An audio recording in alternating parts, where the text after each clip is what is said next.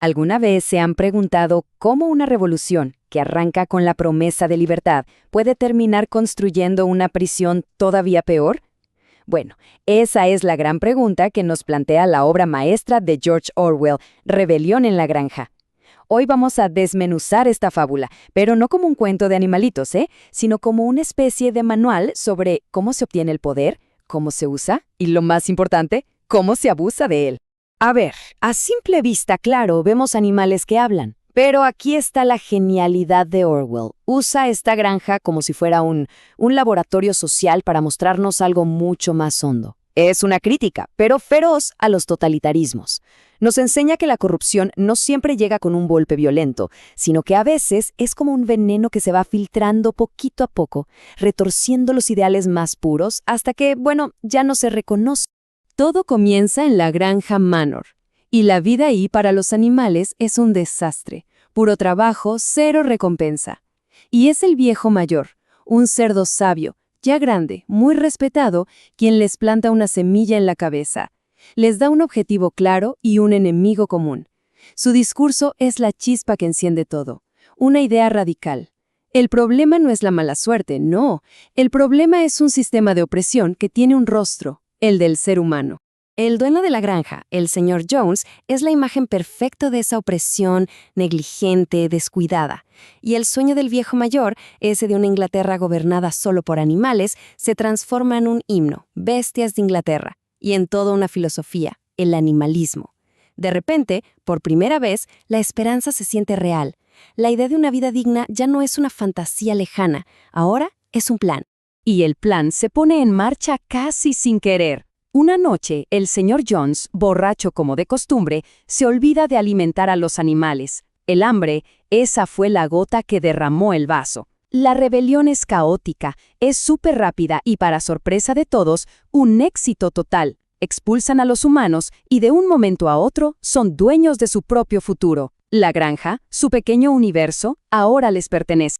Es un momento de euforia. Imagínense, el aire se siente diferente, más puro.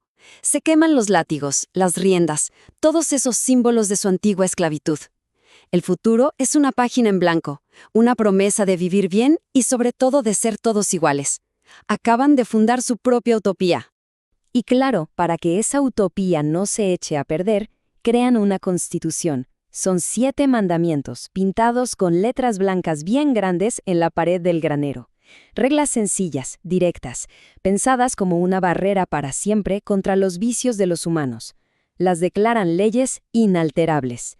Una palabra que, como vamos a ver, puede ser muy, muy frágil. Y aquí es donde la historia da su primer giro oscuro. Porque en toda revolución, alguien tiene que tomar las riendas. Y los cerdos, que eran los más inteligentes, asumen el liderazgo como algo natural. Pero entre ellos hay uno, Napoleón. Un tipo callado, muy calculador, que no ve el liderazgo como un deber, sino como una oportunidad. La corrupción no empieza con un gran escándalo, empieza con algo chiquito, casi una tontería. La leche de las vacas desaparece. Luego se enteran de que los cerdos se la están tomando, y al poco tiempo se quedan con las manzanas. Lo justifican diciendo que es necesario para su trabajo intelectual. Es la primera prueba, y los demás animales, por ahora, lo dejan pasar. La igualdad ya empieza a tener sus excepciones. Y aquí entra en escena Squealer, que es el verdadero genio de la tiranía. Es el ministro de propaganda, y su arma más poderosa no es la fuerza bruta, sino el lenguaje. Fíjense en su técnica. Él no defiende el privilegio, lo disfraza de sacrificio. Y si la lógica no le funciona, usa la herramienta más efectiva de todas, el miedo. La amenaza de que Jones podría volver se convierte en el comodín perfecto para justificar cualquier cosa. El siguiente paso es ya directamente manipular la realidad. Cuando los cerdos se mudan a la casa, los animales jurarían recordar que estaba prohibido dormir en camas. Pero Squealer los hace dudar de su propia memoria. Cuando van a revisar el mandamiento en la pared, descubren que ha sido alterado, sutilmente. Esto es lo que hoy llamamos gaslighting, en su estado más puro. Hacer que dudes de lo que tus propios ojos vieron. La ley ya no está escrita en piedra, está escrita con tinta. Y el que controla la tinta, controla la verdad. Pero a Napoleón no le basta con controlar el presente, necesita ser el dueño del pasado.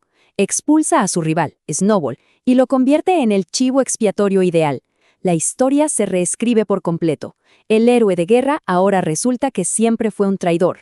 Miren, esta es una táctica clásica de los regímenes autoritarios, crear un enemigo, sea real o imaginario, para unir a la gente a través del odio y el miedo. Así los distraen de su propia miseria. Pasan los años, y ese sueño de una vida mejor ya ni se recuerda. La granja es más rica, sí, pero solo para los cerdos y su guardia de perros. Los demás animales trabajan más duro que nunca y comen peor que en los tiempos de Jones. La utopía, sin que nadie se diera cuenta, se convirtió en una distopía. Y la línea que separaba a los cerdos de los humanos, bueno, ya no existe. Una tarde, los animales ven algo que los deja sin aliento. Es Squealer, y después, el mismísimo Napoleón, caminando en 2 patas. El primer mandamiento, el más importante, 4 patas sí, 2 pies no, ha sido pisoteado. Los 7 mandamientos han desaparecido de la pared del granero, y en su lugar hay una única frase. Esta es probablemente la frase más brillante y a la vez más terrible de todo el libro. Es la perversión total del lenguaje. Usa la palabra igualdad para justificar la desigualdad más absoluta. Es la defensa final de la tiranía, no negando el ideal original, sino retorciéndolo hasta convertirlo en una burla monstruosa. La revolución completó el círculo y volvió al punto de partida. La escena final es simplemente desoladora. Los animales, agotados, muertos de hambre, miran por la ventana de la granja. Adentro, los cerdos están de fiesta, celebrando una alianza con los granjeros humanos. Llevan ropa, juegan a las cartas, se ríen. ¿Y en sus caras? En sus caras, los animales ya no pueden distinguir quién es el opresor original y quién es el nuevo. La revolución no fracasó. Para los que tomaron el poder, fue un éxito rotundo. Entonces, ¿con qué nos quedamos de todo esto? Rebelión en la Granja sigue siendo tan relevante hoy porque no es solo una historia sobre la Unión Soviética. Es un mapa de cómo funciona el poder. Nos enseña a desconfiar de las promesas demasiado fáciles y a vigilar muy de cerca a quienes dicen actuar por nuestro propio bien. El patrón que describe, lamentablemente, no pasa de moda. Y aquí va un dato que es fascinante. Orwell tuvo muchísimos problemas para que le publicaran el libro. Pensemos que era plena Segunda Guerra Mundial. Muchos editores en el Reino Unido rechazaron la obra porque tenían miedo de ofender a su aliado, la Unión Soviética. O sea, la presión para no decir verdades incómodas, esa autocensura, era exactamente uno de los peligros sobre los que su propio libro advertía. ¡Qué ironía! Esta frase, que viene de ese prólogo que no se publicó, resume la lección final.